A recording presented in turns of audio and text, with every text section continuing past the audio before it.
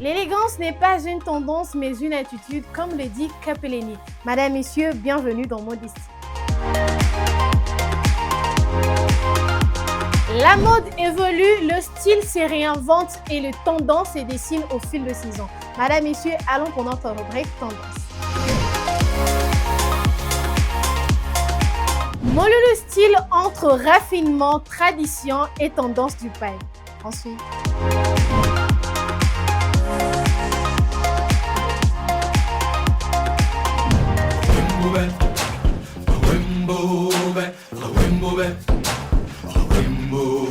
La maison Molulu Style se distingue par son savoir-faire dans la collection des tenues qui met en valeur les pagnes et les tissus africains. Spécialisée dans la conception de pardessus en pagne, la marque propose également des ensembles élégants, des robes ainsi que des robes en boubou, pensées pour sublimer la silhouette avec style et authenticité.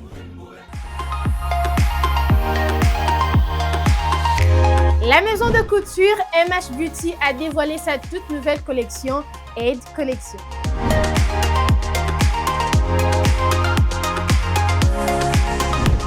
La maison MH Beauty a récemment présenté sa toute nouvelle AD Collection, une ligne pensée pour sublimer les femmes à l'occasion des célébrations de la fête musulmane. Cette collection met à l'honneur les robes en boubou, révisitées avec finesse et modernité. Les coupes fluides, les tissus soigneusement collectionnés et les détails travaillés donnent naissance à des tenues à la fois confortables et sophistiquées.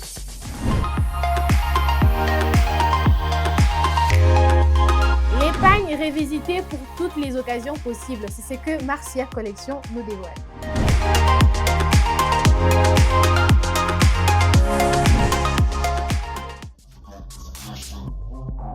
La maison Marcia Collection met à l'honneur le pagne à travers des tenues sophistiquées, pensées pour accompagner les femmes lors des différentes occasions. À travers ses créations, la marque propose des styles variés qui allient modernité et inspiration africaine, offrant des pièces capables de s'adapter aussi bien aux événements formels qu'aux moments festifs.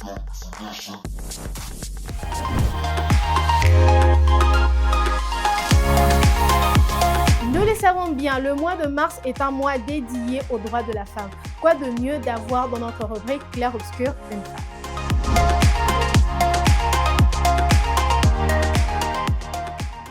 Dans cet épisode de Modestie, nous avons le réel plaisir de recevoir Madame Émilie Divine Yandio, initiatrice du panier des divines.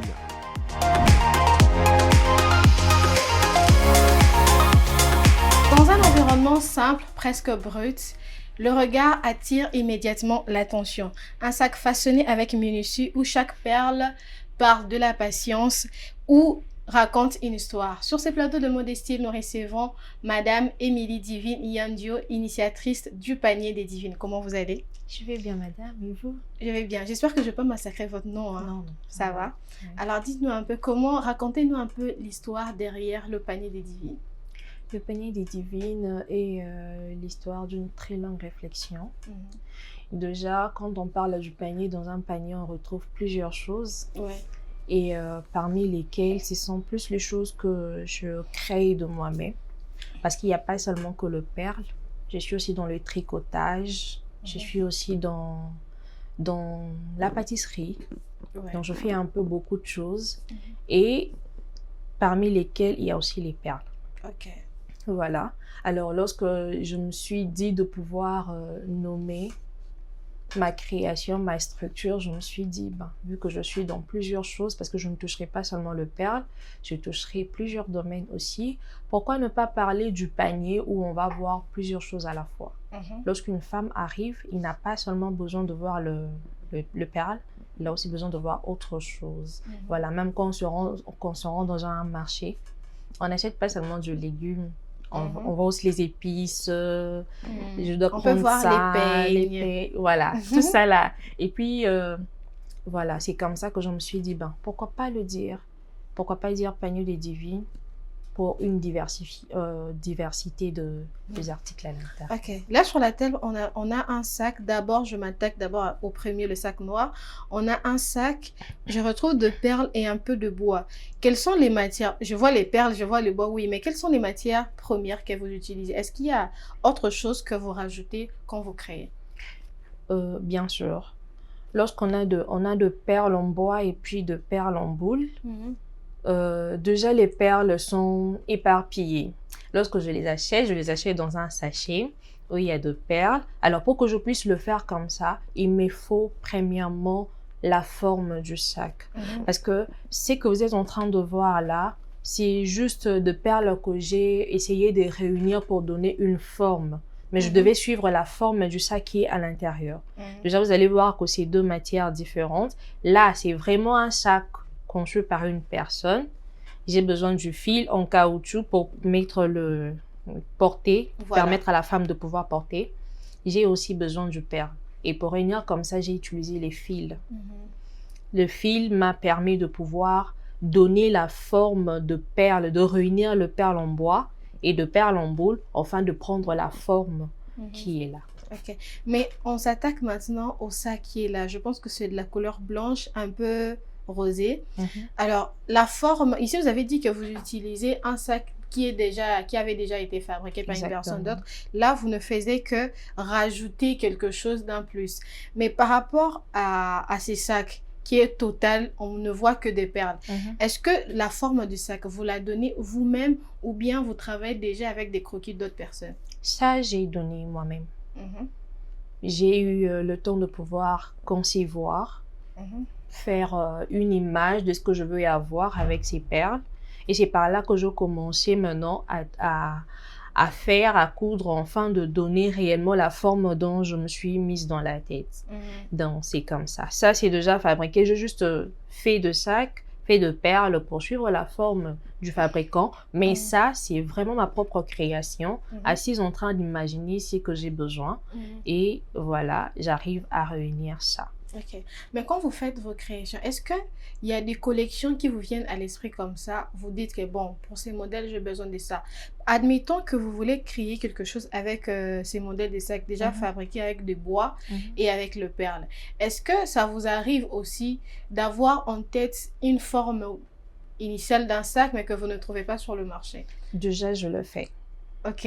Il m'est arrivé déjà de le faire. D'ailleurs, je l'ai fait pour ma belle-sœur. Ouais. Elle avait aimé ces perles et puis elle a acheté de perles. Elle-même avait acheté, je l'avais accompagnée au grand marché.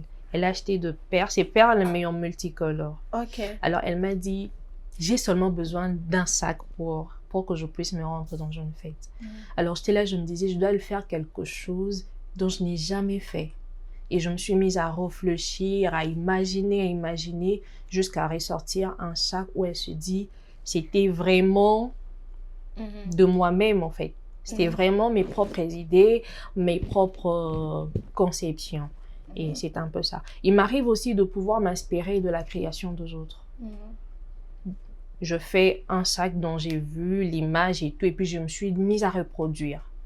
Et troisièmement, il m'arrive aussi de pouvoir reproduire les sacs d'une autre personne, mais en ajoutant une particularité dans ma propre touche pour faire un peu la différence. Ok. Voilà. Mais partant de Madame Divine, Émilie Divine, que vous êtes, de la création de Aide, comme vous le dites, ou de le panier des divines, dans l'entrepreneuriat féminin, quels sont les défis que vous avez rencontrés? Parce que déjà, il y a beaucoup de personnes qui font la même chose que vous. Exactement. Mais c'est quoi votre particularité, si tu dois le nommer comme ça?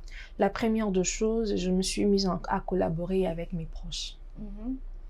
Avec mes proches, déjà à leur faire inculquer, à les inculquer ma vision. Ma vision. Parce qu'aujourd'hui, nous sommes dans un marché concurrentiel. Je ne serai jamais la seule entrepreneuse de pouvoir faire quelque chose, même dans un marché. Nous voyons que plusieurs mamans vendent le foufou, mais c'est maintenant à l'acheteur de pouvoir choisir où elle va acheter son foufou.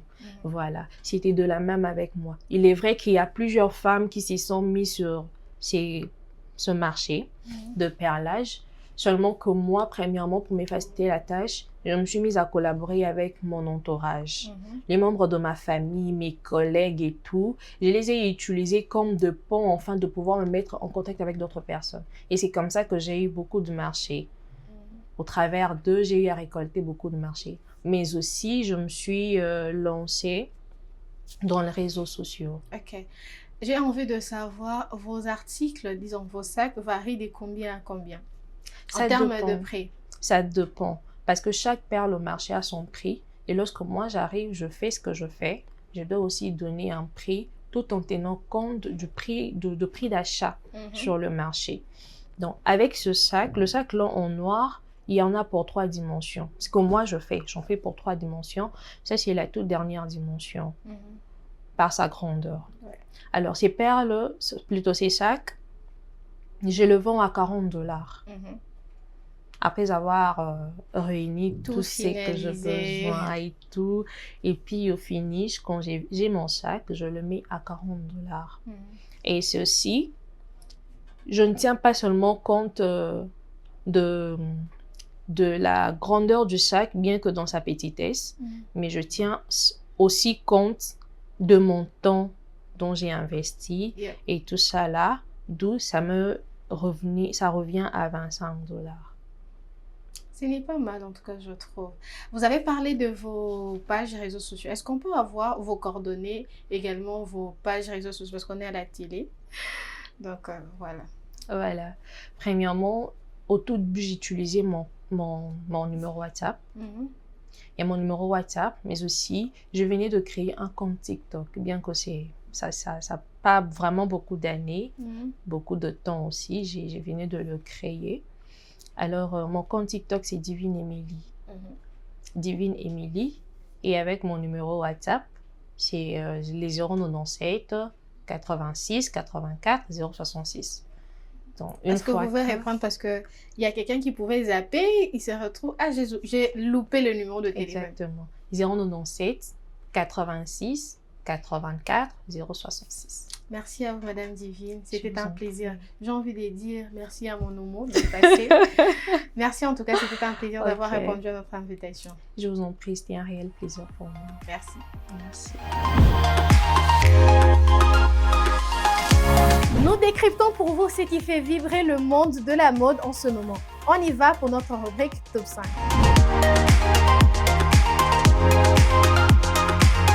Alors, on commence ce top 5 avec l'actrice Jennifer Connelly. Elle porte la toute nouvelle collection Louis Vuitton été 2026. Une combinaison assez fluide de couleur beige, des escarpins noirs et un petit rappel de Louis Vuitton avec ses sacs. Et à la 4e place, on retrouve la chanteuse du groupe Blackpink, Lisa.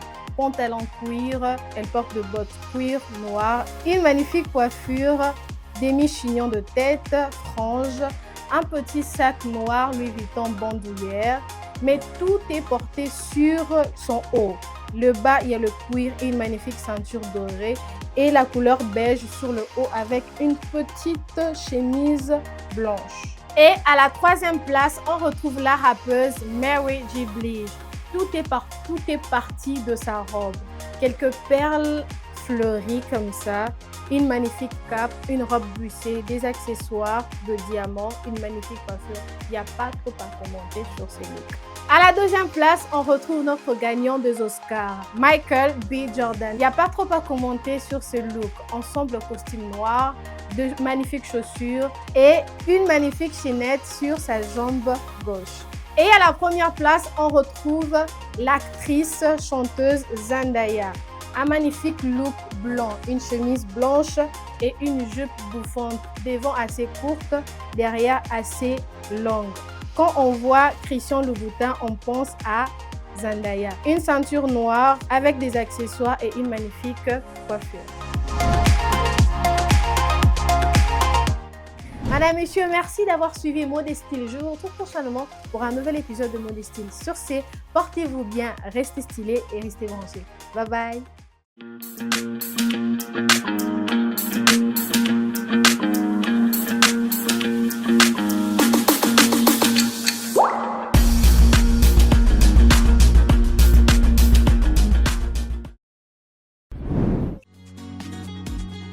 Love TV, vivez la télé dans sa dimension créative.